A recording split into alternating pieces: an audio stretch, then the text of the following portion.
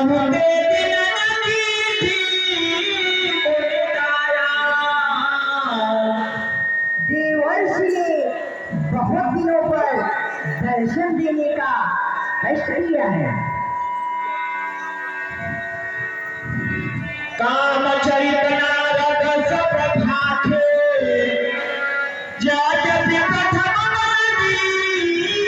शिव राखे।